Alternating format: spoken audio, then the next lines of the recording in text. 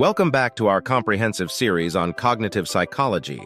If you're just tuning in, this series is all about diving deep into the intricate workings of the human mind. Today we've got a packed agenda. We'll explore perception, delve into the complexities of memory, uncover the secrets of thinking and problem-solving, and understand the fascinating journey of language acquisition, development, and its disorders. Understanding these cognitive processes is crucial, not just for psychologists, but for anyone curious about how we interpret the world, store and recall information, solve problems, and communicate effectively. So grab a cup of coffee, get comfortable, and let's embark on this intellectual journey together. Perception, how we interpret sensory information. What is perception? Perception is more than just seeing or hearing things. It's about how we organize and interpret sensory information to make sense of our environment. Imagine walking into a room filled with people. Your eyes capture visual details, your ears pick up sounds, and your nose might even detect scents. But perception is what allows you to recognize faces, understand conversations, and identify smells. It's a complex, active process that shapes our reality. Sensory processing. The journey of perception begins with sensory processing.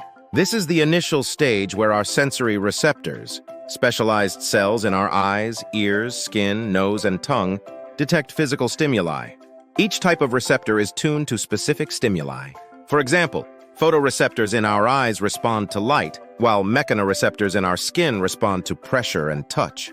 When light enters your eye, it hits the retina, where photoreceptors convert it into electrical signals. These signals are then transmitted to the brain via the optic nerve. Similar processes occur with other senses. Sound waves vibrate the eardrum, chemical molecules in food stimulate taste buds, and so on. Each sensory system translates physical energy into neural signals that the brain can understand. Types of sensory receptors. Different types of sensory receptors are specialized for different kinds of stimuli. Photoreceptors. Found in the eyes, these detect light and allow us to see. Mechanoreceptors. Located in the skin and inner ear, these respond to touch, pressure, and sound. Chemoreceptors, present in the nose and tongue, these detect chemicals, enabling us to smell and taste. Thermoreceptors, found in the skin, these detect changes in temperature. Nociceptors, also in the skin, these detect pain. Interpretation of sensory information. Once sensory information is received, the brain steps in to interpret it. This involves both bottom-up and top-down processing. Bottom-up processing. This is a data-driven approach that starts with the sensory input. Information flows from the sensory receptors up to the brain. For example, when you see a new object, your perception starts with the basic features like shape, color, and texture. Top-down processing. This is a concept-driven approach that uses our experiences, knowledge, and expectations to interpret sensory information. For example, if you see a familiar object in an unusual context, your brain uses prior knowledge to recognize it quickly. Perception involves a constant interplay between these two types of processing. When you recognize a friend's face in a crowd, your brain combines the basic visual input, bottom up, with your memory of what your friend looks like, top down. Perceptual constancies. Perceptual constancies are the brain's ability to maintain a stable perception of an object despite changes in sensory input. This is crucial for us to navigate the world reliably. Size constancy. We perceive an object as having a constant size, even when its distance from us changes. For example, we know a car remains the same size whether it's near or far away. Shape constancy. We perceive an object as having a constant shape, even when our angle of view changes. A door is seen as a rectangle, whether it's open or closed. Color constancy. We perceive an object as having a constant color, even under different lighting conditions. A white shirt looks white whether you're outside in the sunlight or inside under artificial light. These constancies allow us to recognize objects quickly and efficiently, even in varying conditions. The role of attention in perception. Attention is like a spotlight that highlights certain sensory information while filtering out the rest. Without attention, our sensory world would be overwhelming. There are different types of attention. Selective attention, focusing on one particular stimulus while ignoring others. For example, listening to a friend at a noisy party. Divided attention, splitting attention between multiple tasks. For instance, talking on the phone while cooking. Sustained attention, maintaining focus over a prolonged period. For example, studying for an exam for several hours.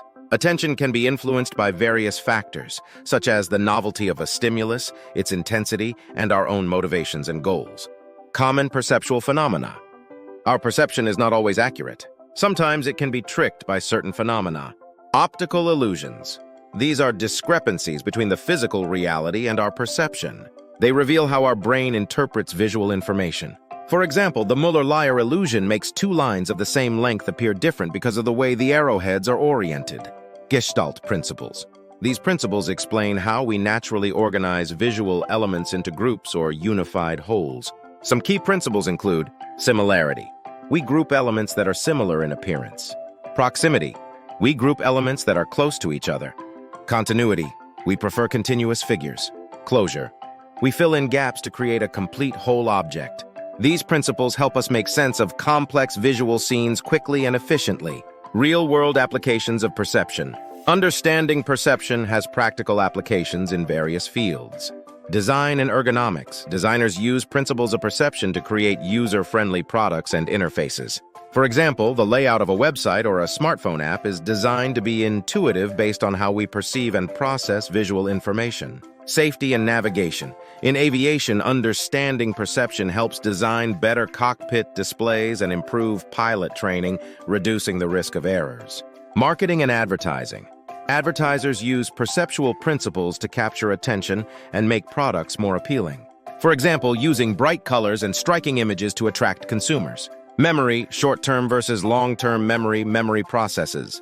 Introduction to memory. Memory is our brain's remarkable ability to encode, store, and retrieve information. It's what allows us to learn from our experiences, retain knowledge, and form our identity. Let's dive deeper into the types of memory and the processes involved. Short-term memory. Short-term memory, also known as working memory, is like a mental workspace where we hold and manipulate information temporarily. It has a limited capacity, typically able to hold about 7 + 2 items for a short duration, around 20-30 seconds. For example, remembering a phone number just long enough to dial it. Short-term memory is crucial for everyday tasks, such as understanding sentences, solving problems, and planning actions. It involves both the storage and manipulation of information. Components of working memory. According to Baddeley and Hitch's model, working memory consists of several components. The phonological loop. This handles verbal and auditory information. It's like an inner voice that rehearses information. The visuospatial sketchpad. This deals with visual and spatial information. It's like an inner eye that visualizes and manipulates images. The central executive. This is the control system that coordinates the activities of the phonological loop and visuospatial sketchpad. It directs attention, manages cognitive processes, and integrates information from long-term memory. The episodic buffer. This integrates information from different sources into a single, coherent episode. Long-term memory. Long-term memory is the vast, durable storage system that holds information for extended periods, from hours to a lifetime. It has an essentially unlimited capacity. Long-term memory is divided into explicit, conscious, and implicit, unconscious memories. Explicit memory. Explicit memory involves conscious recall of information. It's further divided into episodic memory. This is the memory of personal experiences and specific events. For example, remembering your last birthday party. Semantic memory. This is the memory of facts, concepts, and knowledge about the world. For example, knowing that Paris is the capital of France. Implicit memory. Implicit memory involves unconscious recall, which influences our behavior without conscious awareness. It includes procedural memory. This is the memory of skills and how to perform tasks. For example, knowing how to ride a bike or play a musical instrument. Priming. This occurs when exposure to one stimulus influences the response to another stimulus. For example, if you see the word yellow and then are asked to name a fruit, you are more likely to say banana. Memory processes. Memory involves 3 main processes: encoding, storage, and retrieval. Encoding. Encoding is the process of transforming sensory input into a form that can be stored in memory. It involves attention, organization, and rehearsal. There are different levels of encoding. Shallow encoding. This involves surface features, such as the appearance or sound of words. For example, memorizing a list of words based on their sounds. Deep encoding. This involves meaningful processing, such as understanding the meaning of words and relating them to other concepts. For example, memorizing a list of words by creating associations with personal experiences. Deep encoding leads to better memory retention compared to shallow encoding. Storage. Storage is the retention of encoded information over time. It involves maintaining information in the brain's neural networks. Long-term memory storage is supported by structural changes in the brain, such as the strengthening of synaptic connections between neurons. Retrieval. Retrieval is accessing stored information when needed. It can be influenced by various factors, such as the context in which the information was encoded and the emotional state during encoding and retrieval. Types of retrieval. Recall. This involves retrieving information without any cues. For example, answering an essay question. Recognition. This involves identifying the correct information from a set of options. For example, answering a multiple-choice question. Relearning. This involves learning information that was previously learned but forgotten. It's usually faster than initial learning. Factors affecting memory. Several factors can influence memory processes. Attention. Focusing attention during encoding enhances memory. Repetition. Repeating information strengthens memory. Organization. Structuring information in a meaningful way aids memory. For example, using categories or creating outlines. Elaboration. Adding details and making connections with existing knowledge improves memory. Context. The environment and context in which information is encoded can affect retrieval. For example, studying in the same location as the exam can enhance performance, improving memory.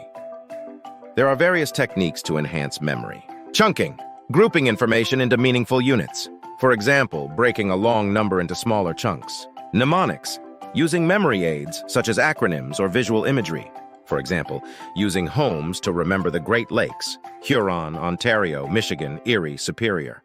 Spaced repetition, spacing out study sessions over time. This is more effective than cramming. Elaborative rehearsal, connecting new information to existing knowledge. For example, relating new concepts to personal experiences. Thinking and problem solving. Cognitive processes involved in reasoning. Introduction to thinking and problem solving. Thinking and problem solving are cognitive processes that involve reasoning, decision-making, and creativity.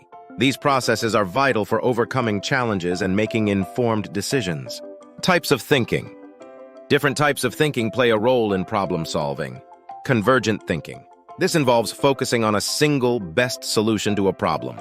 It's logical and systematic, often used in tasks like math problems or multiple-choice tests. Divergent thinking. This involves generating multiple solutions to a problem. It's creative and open-ended, often used in brainstorming sessions or creative writing. Problem-solving strategies. There are several strategies we use to solve problems. Algorithms. Step-by-step procedures that guarantee a solution. For example, following a recipe to bake a cake. Heuristics. Mental shortcuts or rules of thumb that simplify decision-making. For example, using the rule buy the mid-priced option when choosing between products. Insight. A sudden realization of a problem's solution. For example, having an aha moment while trying to solve a puzzle. Trial and error. Trying different solutions until one works. For example, experimenting with different ingredients to perfect a recipe. Barriers to problem solving. Several barriers can hinder problem solving. Functional fixedness. Seeing objects as only functioning in their usual way. For example, not realizing that a coin can be used to turn a screw when you don't have a screwdriver. Mental set. Relying on strategies that worked in the past but might not be suitable for the current problem. For example, trying to fix a computer issue using the same steps that worked for a different problem. Confirmation bias. Focusing on information that confirms our preconceptions and ignoring contradictory evidence. For example, only reading news articles that support your political beliefs. Improving problem-solving skills. To enhance problem-solving skills, it's essential to stay open-minded, be willing to consider different perspectives and solutions. Practice brainstorming, generate a wide range of ideas without immediate judgment. Develop critical thinking abilities. Analyze and evaluate information systematically. Seek feedback. Learn from others and refine your approach based on constructive criticism. Language, acquisition, development, and disorders. Introduction to language. Language is a complex system of communication that involves speaking, listening, reading, and writing. It's essential for expressing thoughts, emotions, and ideas. Language allows us to share our experiences, convey our needs, and build relationships. Language acquisition. Language acquisition refers to the process by which humans learn language. It's a complex process that begins in infancy and involves several stages. Babbling stage. Around 4-6 months, infants start to babble, producing repetitive sounds like baba or dada. This stage is crucial for practicing the sounds of language. One-word stage. Around 12 months, infants begin to use single words to convey meaning. For example, saying milk to request a drink. Two-word stage. By 18-24 months, children start combining two words to form simple sentences like want cookie or big truck. Telegraphic speech. By 2-3 years, children form short, simple sentences that resemble telegrams, such as give toy or mama go. Language development. Language development continues throughout childhood and adolescence. It involves expanding vocabulary, mastering grammar, and developing more complex sentence structures. Children learn to use language for different purposes, such as storytelling, asking questions, and expressing emotions. Theories of language development. There are several theories about how language development occurs. Nativist theory, proposed by Noam Chomsky. This theory suggests that humans are born with an innate ability to learn language. According to this theory, children are equipped with a language acquisition device, LAD, that allows them to naturally acquire language. Learning theory, associated with B.F. Skinner, this theory posits that language is learned through reinforcement and imitation. Children learn language by mimicking adults and receiving positive reinforcement for correct usage. Interactionist theory. This theory emphasizes the role of social interaction and communication in language development. According to this theory, language development is influenced by both biological and social factors. Children learn language through engaging with others and experiencing meaningful communication. Language disorders. Some individuals may experience language disorders, which can affect their ability to understand or produce language. These disorders can have a significant impact on communication and daily life. Aphasia, a condition caused by brain damage that affects language comprehension and production. There are different types of aphasia, such as Broca's aphasia, difficulty producing speech, and Wernicke's aphasia, difficulty understanding speech. Dyslexia, a learning disorder characterized by difficulties with reading despite normal intelligence. Individuals with dyslexia may struggle with word recognition, spelling, and decoding. Speech-sound disorders, difficulties in articulating sounds correctly. These disorders can affect the clarity and intelligibility of speech. Supporting language development. To support language development, it's crucial to engage in regular communication, talk to children frequently, and encourage them to express themselves. Read to children. Reading books helps expand vocabulary and exposes children to different sentence structures and stories. Provide a language-rich environment. Surround children with a variety of language experiences, such as conversations, songs, and educational programs. Encourage social interaction. Facilitate opportunities for children to interact with peers and adults, fostering communication skills. Conclusion.